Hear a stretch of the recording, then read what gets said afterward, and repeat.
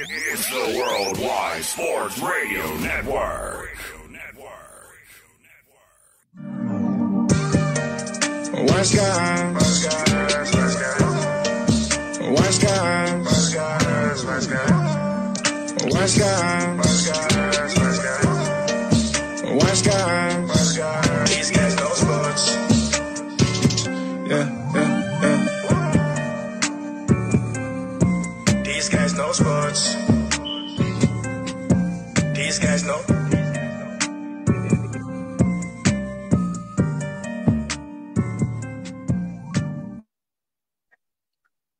And welcome to Wise Guys. These guys know sports. Happy Friday on this August the 28th of 2020. Another day on the Wise Guys show with my co-host, Mr. Clarence Nixon. What's up, Mr. Nixon? Happy Friday, man. So grateful it's Friday. How you doing, man? Doing pretty good, man. Everybody remember go and follow Wise Guys on Twitter at WiseGuys_H. Also on Facebook, Wise Guys. And be sure to follow Wise Guys on Instagram at These Guys Know Sports. We live here on the Worldwide Sports Network. Shout out to the Worldwide Sports Network having Wise Guys on the show and on the docket. So, Clarence, how your Friday coming, bro? How you doing? I'm doing good, man. Just getting a lot of rest in. Man, I actually kept catching up on that good TV show called The Chi. So it's a good show to be watching. You should tune into it, man. I gotta check it out. What channel come on? So if you got like Hulu, you download Showtime, it definitely pop up on there. But it's a good show. I've just been relaxing all day. I gotta check it out. I definitely gotta check it out, man. What about you? What is it similar to? You know, I was a Power fan, man. I'm sad I don't got my Power. No. Power come back next Sunday. Power be back next Sunday. Oh yeah. So yeah, I know. I know it does come back. I know now Ghost he's gone on now. Yeah. He's no longer part of the show. But I used to always watch my Power on Stars, man. Shout out to 50 Cent and Lala and my guy Omar Hendricks and Tommy. Those guys did a hell of a job with Power. Yeah, man. Definitely, man. But The Chi is a good show. It's about what goes on in Chicago every day. It's a good show to watch, man. We'll talk about it. Okay. I gotta check it out, man. But listen, we talking some sports today. And I want to let everybody know on Monday's show, check us out on Monday live on the Worldwide Sports Network, live at 8 p.m. We're going to have 3-star Northwestern commit Brooks Barnhizer. He will join Wise Guys on Monday. So be on the lookout for Brooks Barnhizer joining Wise Guys on Monday, 8 p.m. on the Worldwide Sports Network. Clarence, we're excited to have Mr. Barnhizer a part of our show on Monday. Definitely, man. We're talking some more sports today going on. And I'm happy for Mr. Barnhizer who will definitely be on the show, man. Definitely. Yes, for sure. But we got to start off in the NBA on today's show as the NBA has announced playoff games will resume tomorrow, according to a joint statement by NBA Commissioner Adam Silver and NBA PA Executive Director Michelle Roberts. This decision was made after Thursday's meetings between players and owners. And basically this comes after everyone knows the Milwaukee Bucks, they boycotted their Game 5 playoff game against the Orlando Magic. And then the Rockets and the Thunder and the Blazers and the Lakers, they also followed suit and they boycotted their games on, I believe it was Wednesday, their games as well. And then they had a meeting that night where it was very intense. I heard, Clarence, that LeBron James walked out of that meeting. I don't know if you heard these reports, but he walked out of that meeting. He was frustrated, not because of what the Bucks were trying to stand for, but he was frustrated because it wasn't a united front. They did this on their own without informing anyone that they were going to be boycotting Game 5. So it was a lot of chaos back and forth between the players. It was reported from Woj of ESPN that the Lakers and the Clippers were two of the teams that voted to end the season and just leave the bubble completely. And so it's been some ongoing conversations with that, but they did come to an agreement and they're going to resume the NBA season. So as we begin the show today, the question here is, and I asked this poll question earlier on the Wise Guys Twitter poll, WiseGuys_H, did the players make the right decision to resume the season? I think, my personal opinion, I think they didn't they didn't make the right decision because in my opinion, it's bigger than basketball, and we have more problems as it is just watching a basketball game goes on. But you have to take in consideration for the ones that want to finish the season because they feel like they make that leaving a remark on the court that they're playing for all black people, and they want to keep building off this what they have on. And I understand that, but the players that don't want to play, it's bigger than basketball. They feel like if they take basketball away from this, they can finally hear like understand what they're saying. But in my personal opinion, I think they shouldn't brought back basketball. I think they should have kept the fight going. I mean, yeah, basketball is something, and sports does bring us all together. But at the same time, we have bigger problems outside of sports that we really need to take care of in order to live a equality life, though, Trey. I ain't trying to sound all politics or nothing, but I always felt like everything was bigger than basketball, and they needed to get away from it so that it can impact the world. Like, hey, we don't need basketball. We really want change. That's my personal opinion. Well, I don't necessarily disagree with you because I think this is one of those conversations that's not really a debate. This is a sports show. We debate sports. But this is a conversation here, Clarence. The same way we had this conversation on Wednesday's night show when we had on my man Cam Chancellor, Darrell Owens and Jonathan Mathis. That wasn't a debate. That was us having a conversation about the social injustices and the police brutality that we're dealing with in our country. So I'm not going to debate you on and say that you're wrong for feeling like that the players made the wrong decision as far as continuing the season. I'm not going to disagree with you. That's your opinion. But I respectfully disagree. First thing I want to say is I think that we have to understand that we are in a tough spot here. Like, this is not an easy decision. I don't think none of this is easy. Like, this is a very, very complicated / hard decision here that the players, that the owners, that NBA Commissioner Adam Silver have to make. I don't think this is something that you can just say, let's make a quick, subtle decision. This is something that takes some deep thinking and some brainstorming and being able to come to an understanding and being on one united front. And I think that's why you saw the Milwaukee Bucks, take the stand that they took, because they felt like they weren't doing anything to impact change being down in Orlando, in the bubble playing basketball right now. Meanwhile, in Kenosha, Wisconsin, in their hometown state, you have chaos going on with all these riots going on. And, we had the shooting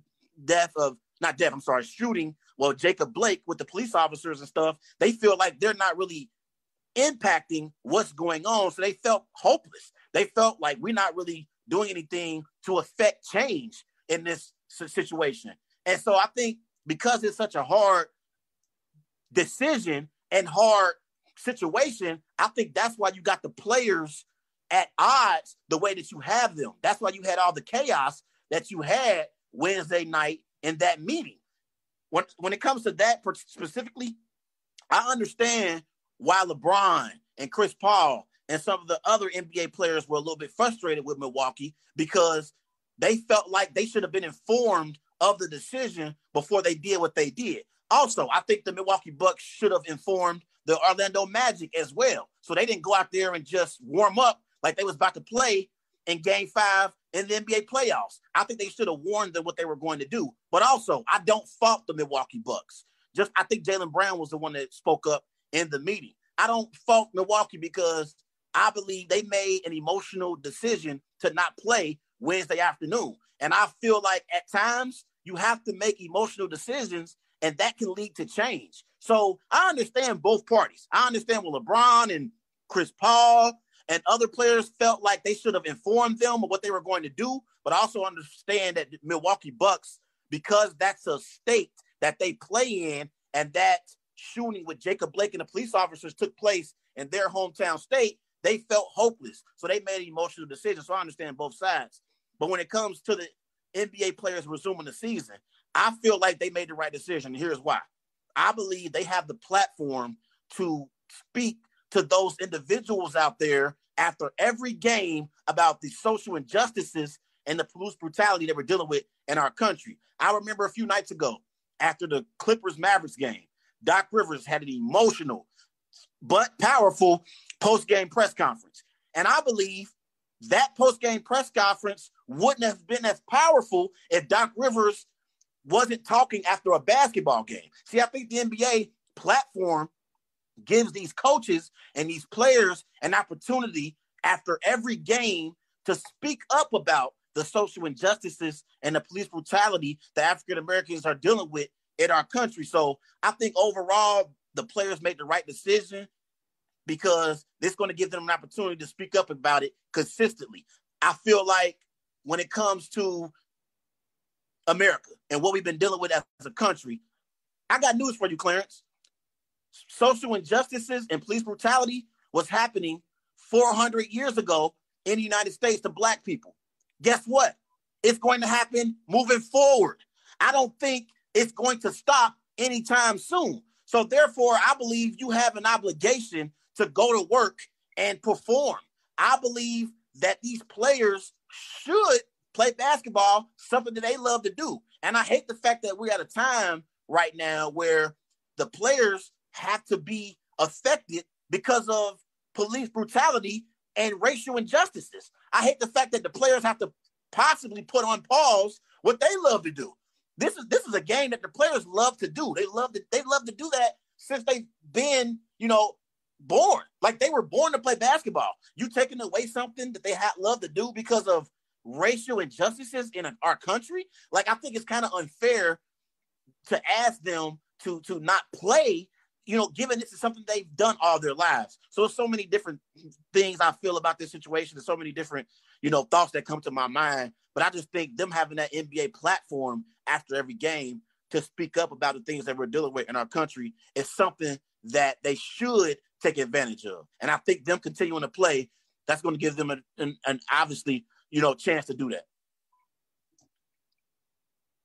Yeah, like back to what you were saying, like even the players said in the meeting, like they felt uncomfortable.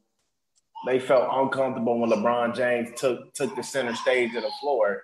And in the situation of that is like he feel like he's the leader and he speaks for all players. But some players didn't feel like they didn't need for him to speak for them because it's a simple fact they have a voice of their own. So it made it more complicated in there because even think like, is the NBA season even meant to be coming back, or they should really cancel it and really focus on the biggest thing? Like it leaves you in a tough spot though, because basketball sports does bring you together. Sports does bring everyone together and make everything you think about goes away. It really does. But when it's something bigger than this problem, sports brought you together. Player people, white athletes, Asian, whatever. Everybody has to come together and want change. It just can't be like for the Black folks just to all come together and try to fight for change. Everyone needs to come together. That's why I said basketball, it would have hurt it the most because that's what brings everyone together. But if you already got everyone together, everyone needs to be all in on change. Instead of just waiting for a basketball game, it needs to get distracted, man. Yeah, I think too. I think LeBron, his biggest issue was, okay, we didn't play today. We boycotted the games today. What's next? What plan do we have in place that can affect change? I think that was the biggest issue that LeBron and other players in the NBA had with the Milwaukee Bucks decision. They say, okay, you boycotted today's games. What is the plan moving forward that's going to affect change? And what are we going to do to go about that? I think that's where LeBron was coming from that standpoint. But overall, I think when you look at the NBA and what they're trying to do, I want to give Adam Silver some credit because I think out of all the sports, in America, I believe the NBA has done a hell of a job giving the players a platform to be able to speak up about these issues that we're dealing with in our country. I think Adam Silver, he is a commissioner who supports his players and supports his players speaking up on behalf of African Americans. So I want to commend him and the NBA because the NBA, make no mistake about it, the NBA is the biggest sports league we have in America besides the NFL. The NFL is number one. NBA is number two. And you've seen after the NBA postponed their games on Wednesday, the rest of the sports world followed suit. We saw baseball, a few games were postponed. We saw MLS, they postponed a few of their games and so forth. The WNBA as well. So we saw that the NBA, they made a move, and then we saw the other sports leagues follow suit. It shows you the power that the NBA has at its disposal besides the NFL. But overall, I just think moving forward, the NBA players, they have to talk to these NBA owners, Clarence, and they have to explain to these NBA owners what they want. They have to explain to these NBA owners their plan that they're going to put in place. Therefore, the NBA owners can go to those politicians, to those police chiefs, to those governors, the mayor, all of these state representatives, the district attorneys. They can go to those people and impact change. I think that's what we need here. It's one of those things to where I don't remember who said the exact quote, but it's a quote that says change won't take place until those who are unaffected are as outraged like those who are affected. Basically, in other words, we need those NBA owners, those white NBA owners who aren't affected to affect change. We need them to understand where the NBA players and the African-American community is coming from as a whole. Therefore, they can go to the people who can affect change, like the politicians and the other people that's in positions of power. Let's switch gears real quick. Let's talk about the Brian Urlacher situation. Now, I know everybody was a lot disturbed by that, but what his tweet said, he compared the Jacob Blake situation to Brett Favre playing on a Monday night game, throwing 4 touchdowns the day before his father died, and he played with he claimed a lot of heart and charisma. So tell me, Trey, what was your biggest reaction to that situation? I think Brian Urlacher, he is ignorant, and I feel like these comments saying this was really ridiculous and very disrespectful to the African American community. I think he completely downplayed, what's going on right now in our country, and he's one of those people that don't really get it. It's a slogan that my uncle always told me when I was growing up, Clarence. He always told me, he said, there are people in life who get it, and then there's people in life who don't get it. And the ones that don't get it that they don't get it. Brian Urlacher is one of those people. He don't get it. And I think he's one of those white privileged individuals who's speaking out of place here, because I want to know the evidence. I want to know, did Jacob Blake really have a knife in that car? Give me some type of evidence, or give me some, I need some credible evidence to know that he had a knife in that vehicle, because I feel like these stories in the media, they always twist these stories up to make it seem as if these African Americans who get shot in the streets, they are thugs or they're bad people. But yet and still, when someone white gets in trouble or they do a criminal act, they protect them as humans. They make them seem as if they're good people. The kid that wouldn't have killed those people in Kenosha, Wisconsin, the media, they were talking about him like he was a positive kid and did some positive things in the community. And they let him walk right by them after he just killed 2 people. He literally walked by them, and they saw him and didn't even arrest him, and went and arrested him the next day. They did it in a nice way. The same thing they did with Dylan Roof. Dylan Roof shot all those people in that church. And Clarence, they took that man to Burger King on his way to jail. Meanwhile, Tamir Rice in Cleveland, Ohio, in our home state, he had a toy gun at a park, and the police pull up and they shoot him within 5 seconds of being there. Unbelievable. And it's unfair what we're dealing with. And I think Brian Urlacher is one of those white privileged individuals who do not get it. Yeah, I don't know if he's throwing a shot at Green Bay with the state of Wisconsin because Green Bay's been kicking his butt in his career, and he really couldn't get over on them. And I think it was very disturbed of what he said. And the simple fact that he compared a football game about your Green Bay Packers to a police brutality, it was unbelievable that he made that comparison. And I looked at that situation like, how can they be similar? Like, I don't understand. Like, how can it? And I like you said, he's one of those type of guys that don't get it, or he does get it, but he just believe what he believes. And for Brian Urlacher to even say that crazy stuff, it was well disturbed, and more even the Bears the organization didn't even like his comments because they felt like it didn't help the situation, and they felt uncomfortable because like you are a Hall of Fame guy, and it's coming from you, and you doing this all at the wrong time, and it's just so disturbing. Like you don't know what Chicago can do with them. They might give me all your Hall of Fame stuff. Whatever, we're vacating everything just because you said this at the wrong time and it was wrong for you to say.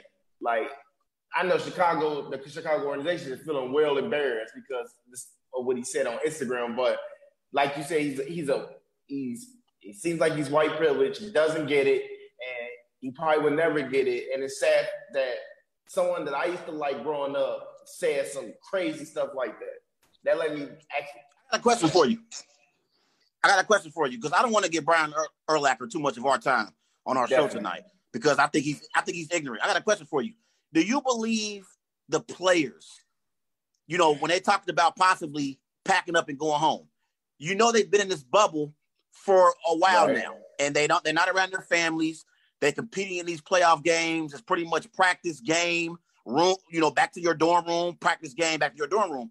Do you think some of these players, because they're in these conditions right now in the bubble, that might have influenced them wanting to just pack up and go home, and they're going to use the situation that's going on right now in our country as the reason why they're going to go home? Do you think that's some of it, like what they're dealing with as far as being in the bubble in that environment? Well, unfortunately, though, I don't believe like none of them is like going to get up and leave and go home just because of the situation, because they already resumed the basketball game in the playoffs. So, like, I don't think that they go just get up and leave and all that because they fought for their season to come back and the playoffs to resume. And if they're really feeling some type of way about it, I think the teams that's literally probably about to get eliminated, they go be the ones that gonna be like anxious to go home and start and marching for the rally and doing these movements. But I don't think none of them's gonna leave in the middle of a playoffs,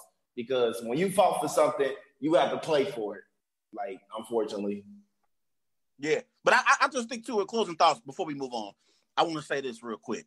I just think when you look at this situation that's going on, I think it is kind of unfair that we've been dealing with all of these social injustices to African Americans in our country for over 400 years. It's unfair that we asking these NBA players and these athletes in general to fix the problem.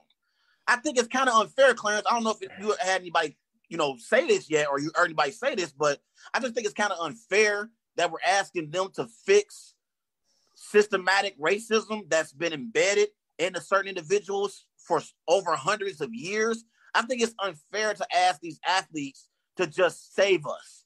I just think that's kind of unfair, and it's kind of a impossible task because it's not going to be fixed overnight. And that's one of the reasons why I think it was the right decision to resume the NBA playoffs, because this is something that's going to take some significant amount of time to change.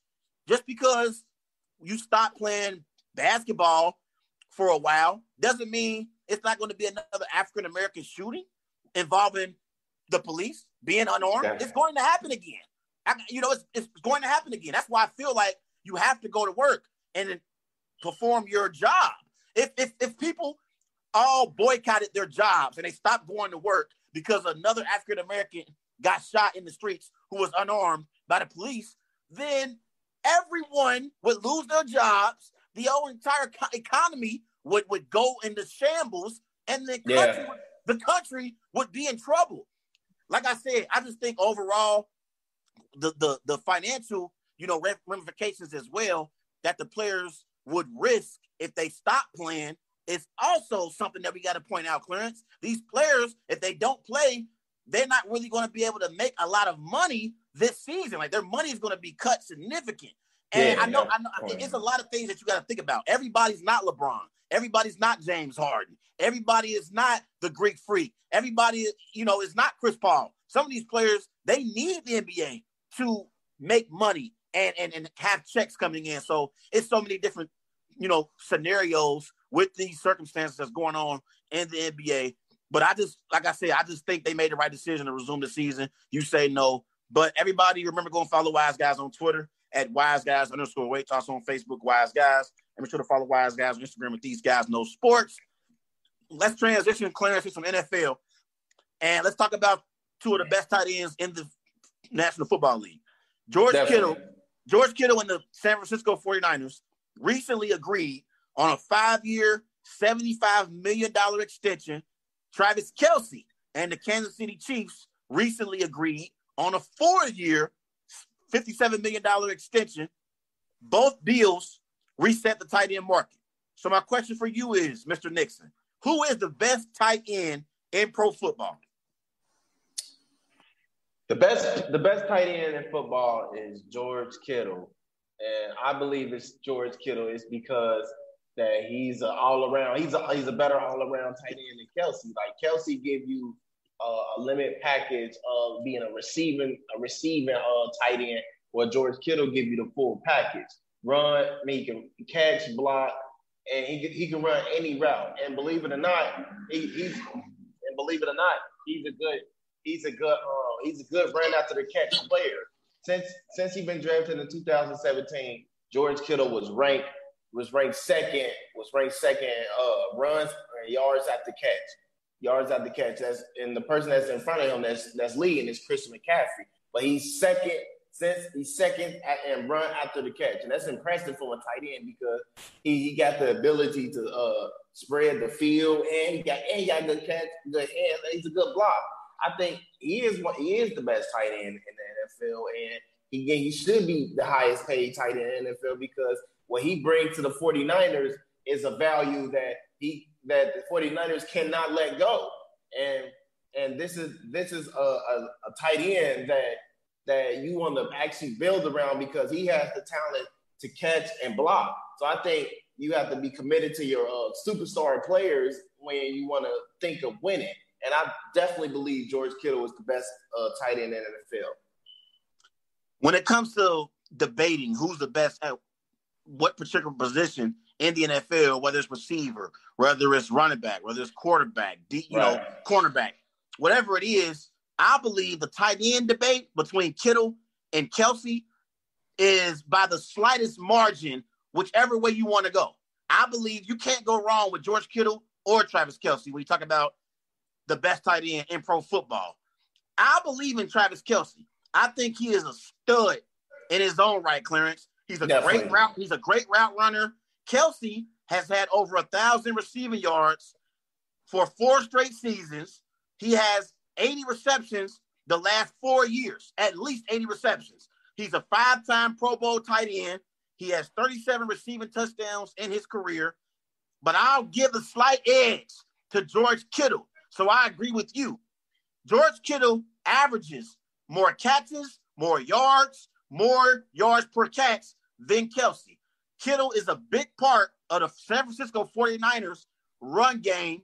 And if it wasn't for George Kittle, the San Francisco 49ers rushing attack wouldn't be as elite as it is. It's elite because of George Kittle. George Kittle has over 1,000 yards receiving in 2 of his first 3 seasons so far in his career. It's harder to catch passes also from Jimmy Garoppolo than it is from the great Patrick Mahomes. So that's another, slight nod for George Kittle over Travis Kelce.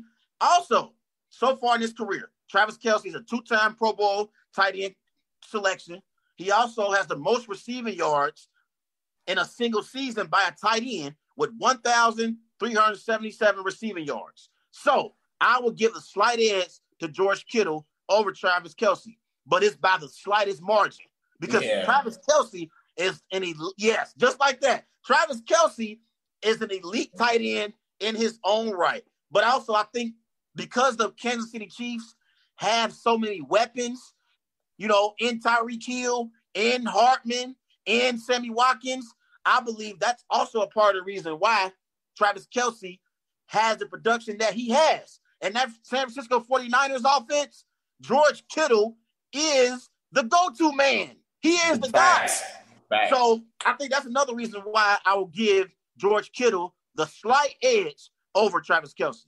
Big facts. Before we move on, I just want to say, for George Kittle, he's the full package that you would love to have. And don't get me wrong, Travis Kelce is the first tight end to have 4 straight 1,000-yard season. That's very impressive. And he always been the leader in catches on his team, including all the receiving threat that's on his team. But George Kittle, he give you the full package, man. You know how to run, run block. He's a great run block and a great pass block. So he gives you the ability to block. And then when he's catching the ball, he does have the best hands, but he can catch a lot of passes. And don't even get me started on the run after the catches. This tight end can literally run. He's 6'4", 250 pounds, so he's a perfect fit tight end. And I think what he brings to the table is more what Kelce brings. Last year in a big regular season game, probably the biggest game of the year last year. It was between the 49ers and the Saints, down in New Orleans. It was like a 4th and 3. And I think the Niners trailed the Saints by 3 points. And they was trying to get in field goal range late in that game. And we know George Kittle was a security blanket for Jimmy Garoppolo. I think it was like a 4th and 3 play. Garoppolo drops back the pass. Everyone knows the ball is going to George Kittle. George Kittle catches the ball in the flat clearance, and he literally drags 3 Saints defenders 10 yards. 10 yards. Like, everybody knew what was coming. They couldn't stop George Kittle. George Kittle is unstoppable, and I think he is a great tight end in the NFL. But I love Travis Kelce as well, and Travis Kelce also went to the University of Cincinnati. So we got to show Kelce some love. Definitely. But hey, we are watching Wise Guys on the Worldwide Sports Radio Network, and make sure you subscribe to our YouTube page and our Facebook at Wise Guys, and it's Facebook, Instagram, These Guys Know Sport, and Twitter, Wise Guys _H. Big brother Trey, let's switch gears, man. So the Indiana Pacers, they fired Nate McMillan. So listen to this: they have fired Coach Nate McMillan after his team was swept for the first round in the playoffs against the Miami Heat. But earlier in the month, the Pacers, we worked this contract by adding a team option for next season. But was this the best decision for the Indiana Pacers to do? No, I don't believe so. And I think the Indiana Pacers, they completely screwed over Nate McMillan, Clarence.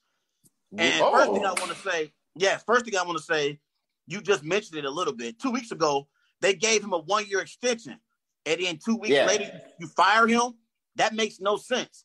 It sounds like you are all over the place as far as your decision-making. I'm talking about General Manager Kevin Pritchard. It sounds like you're not really sure about what you want to do with your franchise moving forward. You just gave Nate McMillan an extra year, so why did you fire him 2 years later? In 4 seasons as head coach of the Pacers, Nate McMillan went 183 and 136, and each of those 4 seasons, he led his team to the playoffs, Clarence. I understand he's been swept out of the playoffs 3 out of the last 4 seasons, and his playoff record isn't impressive. But he's gotten them to the playoffs with mid-level talent. The best player on the Indiana Pacers over the last few years has been Victor Oladipo. Victor Oladipo is not to be confused with a superstar like a Kawhi Leonard, like a LeBron James, like a Giannis Antetokounmpo, like a Kevin Durant. He's a star player at best. That's him at his maximal potential. So I think that Nate McMillan got a raw deal because he coached mid-level talent and got them to the postseason every year he's been the coach of the Indiana Pacers. I feel like when you talk about the Indiana Pacers as a franchise, they're not the kind of franchise that free agents are going to go play for. No one wants to go to Indiana and play for the Indiana Pacers. They have to build through the draft and try to make trades to bring talent to their roster. And I don't think Kevin Pritchard has done that as a general manager for that team. I think this year, Victor Oladipo, he wasn't 100%, and they got to the playoffs. They played this year without Sabonis. Under these circumstances, you're not going to beat a Jimmy Butler-led Miami Heat team. Like, I know I picked the Heat in 7 games, Clarence, over the Pacers, but as I watched that series, bro, the Miami Heat were by far the better team. Come on now. They were by far the better team. And I think the fact that Nate McMillan had them in that position competing in the playoffs shows you what kind of coach he is. When I talk about the best coaches in the NBA, I'm thinking about Brad Stevens. I'm thinking about Nick Nurse, who we're going to talk about here in a minute when we preview the Celtics and Raptors series. I'm thinking about Greg Popovich. You know, I'm thinking about coaches like that, Doc Rivers. I don't think Nate McMillan deserves to be in that conversation, but I do think Nate McMillan is a coach a tier below that. And I think he got a raw deal here by the end of the Pacers, considering him leading this mid-level talented team to the playoffs every single season since he's been the head coach. I think he got a raw deal here, and he was completely screwed over. Trey, here to bust the bubble, man. And I'm going to tell you why this was the best decision for the Indiana Pacers to do. Let me tell you why. Because you just mentioned it. His playoff record with this team is horrible. 3-16 overall. Second, when they went into this matchup against the Miami Heat, they already lost 4 straight. Let me see. I did 4 straight playoffs appearance, 4 straight playoff games, and it extended it to I think 9 straight playoff games. That's a record now. That's a record, a franchise record of how many playoff losses games they had consistently. And like you said, they've been swept the last 2 years. So I think it was a change that it was needed to come.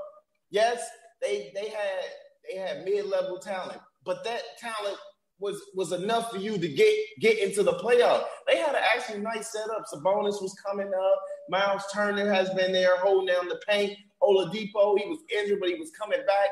And then you got a special point guard, Malcolm Brogdon, that can balance out the team well. And I think, believe it or not, I thought this game was going to 7 games. I thought the Pacers matched up well with the Miami Heat. But the Miami Heat, they wanted it more. And don't get me wrong, Damian Miller was 183 and 136. He was third. He got the third wins most in the Indiana Pacers.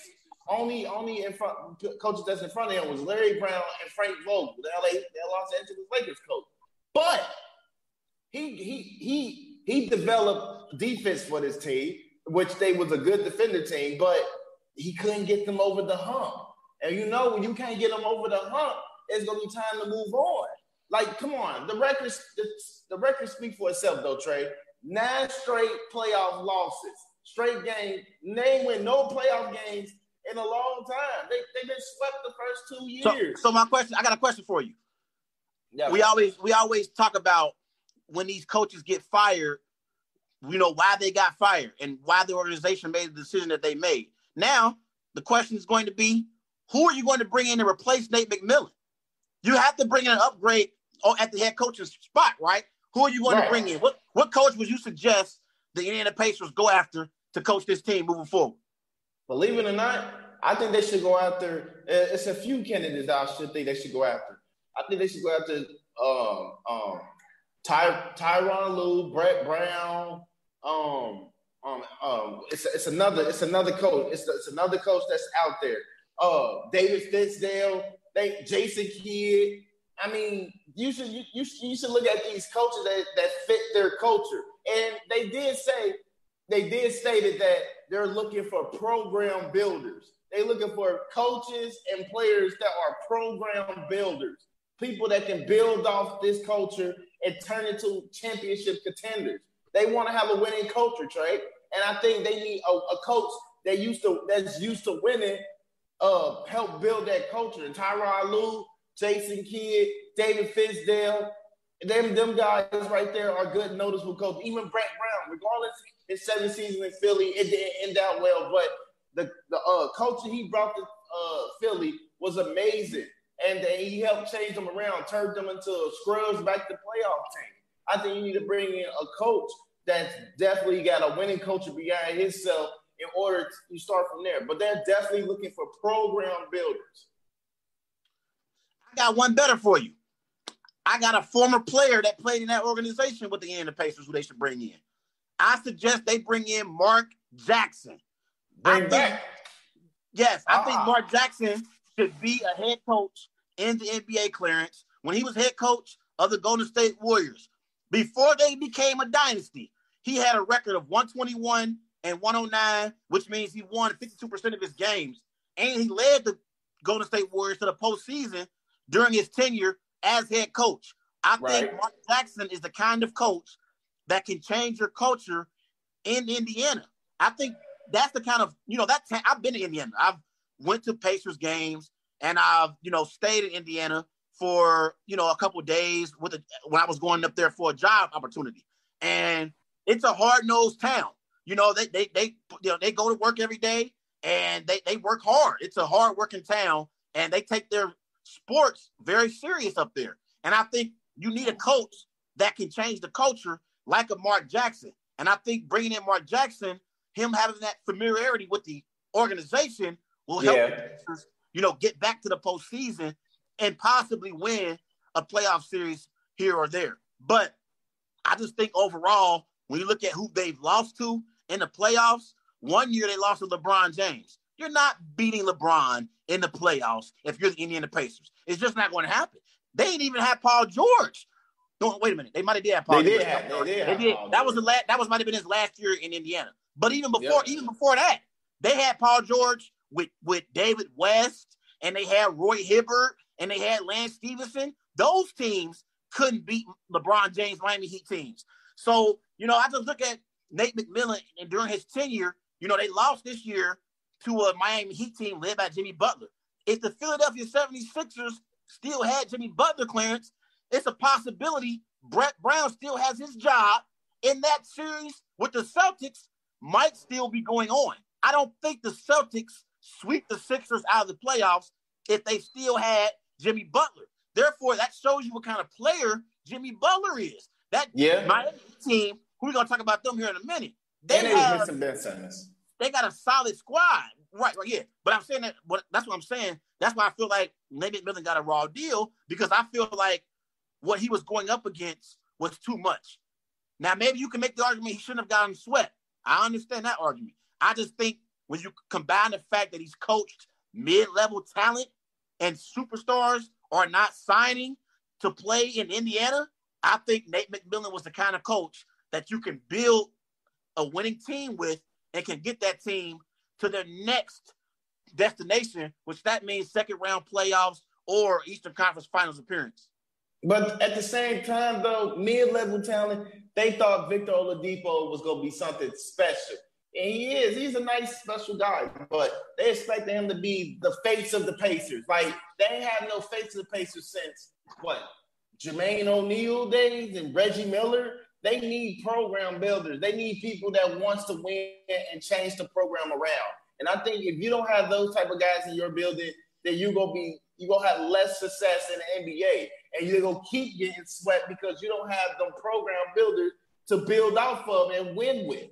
But for this Pacer team, though, they have a nice setup. I like their setup. The bench play wasn't that good, but they had enough pieces to get them through in the playoffs. And I think for Nate McMillan, at times he was out-coached, and you seen the stress in his face that his team is not having a lot of success on the court. And it was a tough decision, but I think this was the best decision of letting go Nate McMillan. All right, let's move on. Let's talk about the Eastern Conference semifinals. Big-time matchup between the 3-seed Boston Celtics and the 2-seed Raptors, the reigning NBA champions. Give me your keys to this series, Clarence. The Boston better not have no off game. I'm going to say that they better not. Boston have a history of having on and off games in the playoff series.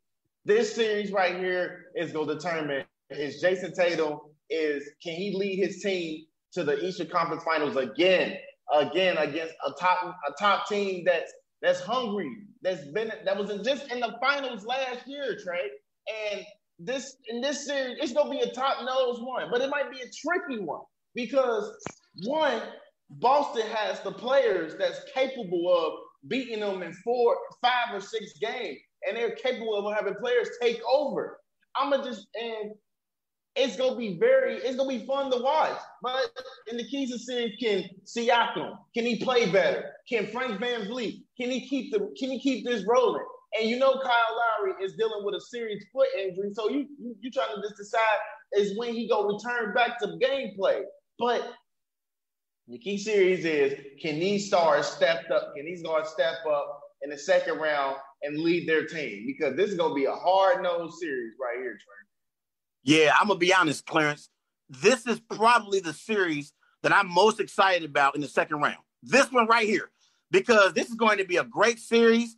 We have 2 emerging superstars. Yes, I said superstars, and Jason Tatum and Pascal Siakam. They are coming, ladies and gentlemen. So I'm excited to see Tatum go up against Siakam in this second round playoff series.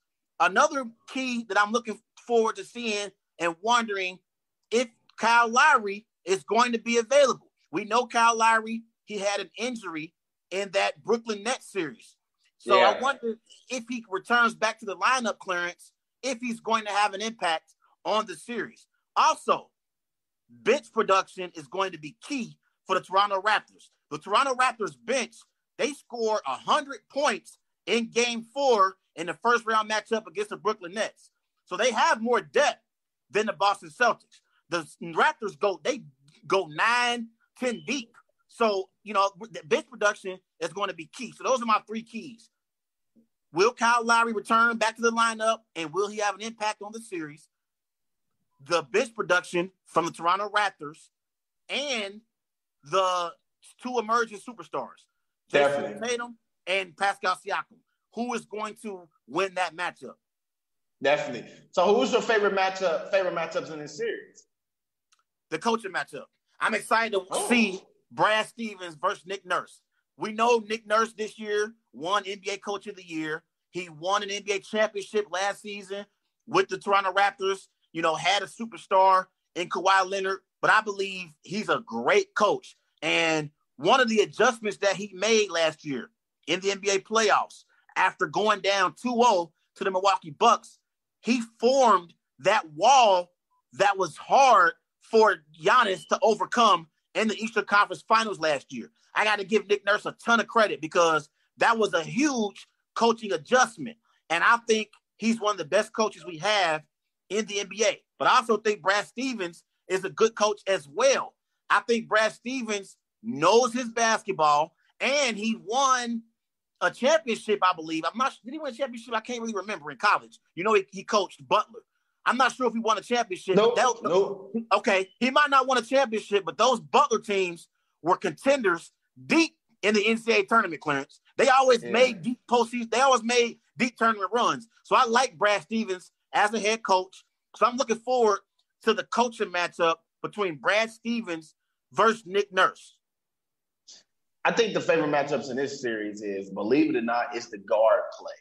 It's the guard play between these 2 teams. Frank VanVleet and Kyle Lowry, if he's available, versus Marcus Smart and Kemba Walker. You want to see if Marcus Smart is going to be there on the defensive side because he's a great defender. And another thing, you want to see if Kemba Walker is going to show up in the second round. I mean, this is his first time advancing to the second round. So you want to see how he's going to play out. And for Kyle Lowry, he's a bulldog. I think he's a good defender. And he's tough.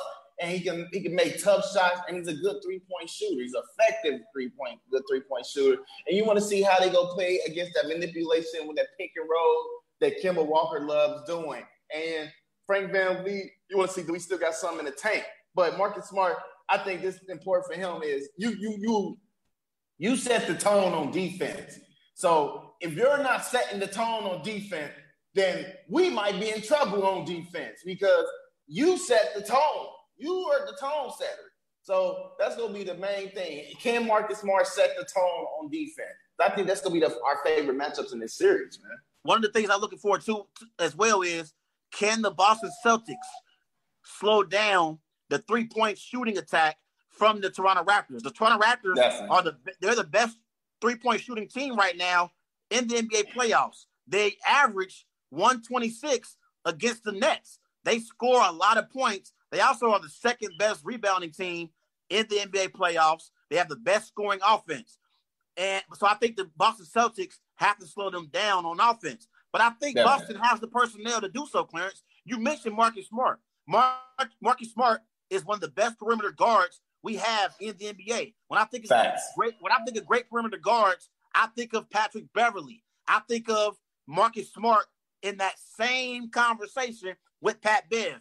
Also, so far in the playoffs, the Celtics, they averaging 112 points per game. And 3 Celtic players are averaging over 20 points per game. We know who they are. Kemba Walker, Jaylen Brown, and Jason Tatum. If the Celtics want to have any chance of winning this series, they need great performances from their top 3 performers, and that's Kemba, Jaylen Brown, and Jason Tatum. So I seen Kemba get into a rhythm late in that first round matchup against the Philadelphia 76ers, Clarence. Kemba is going to be key if the Celtics want to have any chance of winning this series. So, this is going to be a great series. I think the Raptors and the Celtics are 2 teams that are hungry. They want to get to the Eastern Conference Finals, and they want to possibly position themselves to win a championship. And both teams have the confidence that they can get back to get to the finals and make some noise. So I'm excited to see it. Okay, so who win this series and how many games? I told you before, Clarence, I got the Boston Celtics in the NBA Finals against the Clippers. Therefore, I believe they're going to win this second round battle with the reigning NBA champions. I got Jason Tatum, Jaylen Brown, and Kemba Walker outlasting the Toronto Raptors in 6. I think the Celtics are going to beat the Raptors in 6 games, and they'll be in the Eastern Conference Finals. You know what? I actually agree with you right there. I think this is going to be a tough-nosed series. And Jason Tatum and them, they have more players. They have like the better scorers on their team. They can rotate the ball around. But I got Boston in 6 just because they have enough scorers that can lead them to. But their bigs go get tested real soon in this series because you only play with Ernest Cantor and Daniel Tice. So that's going to be something that you're going to want to watch against Marcus Gasol and Serge Ibaka. But if they can pull it off, I got Boston in 6, man. I probably give the slight edge to the Raptors front court over the Celtics front court. Slightly. I'll give Gasol and Ibaka the edge over Tice and Cantor just slightly. Definitely. But like I said, I think one of the keys is going to be, can the Celtics slow down that Raptors three-point shooting attack? Right now, the Raptors, they're shooting 43% from three-point range. They hitting perimeter shots. But there was a game earlier in the bubble, Clarence, before the playoffs started, during the seeding games, where the Celtics, they beat the Raptors almost by 40. I remember I text you this. I don't know if you remember. Yeah, the Celtics beat them by almost 40. And so far in this season, the Celtics have beaten the Toronto Raptors 3 out of 4 regular season games. I do think the Celtics missing Gordon Hayward is going to hurt them a tad bit. Not much, but a tad bit, because he can help you defensively. Not only can he get his own shot on the offensive end, Gordon Hayward can help you defensively as well. But I think Jason Tatum is a slightly better player right now than Pascal Siakam.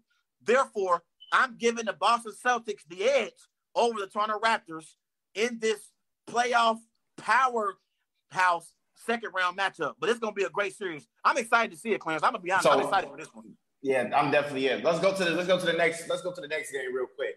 Miami Heat playing against the expected Milwaukee Bucks after they finish Orlando Magic. So I want to ask you this: what's your keys to the series?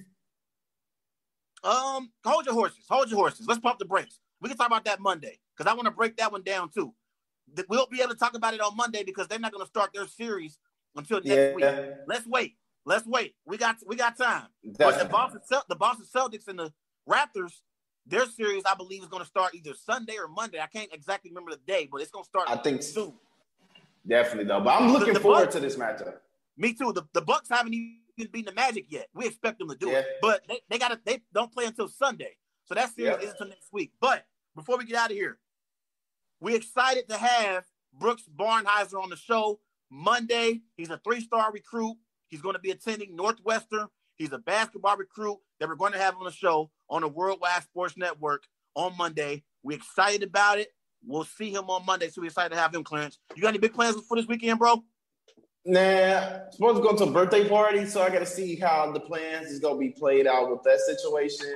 But going into work tonight off the weekend, about time. But I'm be relaxing. I'm going back to the lab tonight. What about you, man? Just going to relax and kind of, watch some basketball. Basketball will be returning tomorrow, so I'm excited about that. We're gonna get a chance to see some hoops tomorrow. We definitely got to discuss this. Joe Flacco, all-time great. Yeah, that is definitely going to get discussed on Monday, man, because I have something to say about that. Me too. Everybody, remember, go and follow Wise Guys on Twitter at WiseGuys_H. Also on Facebook, Wise Guys. And be sure to follow Wise Guys on Instagram at These Guys Know Sports.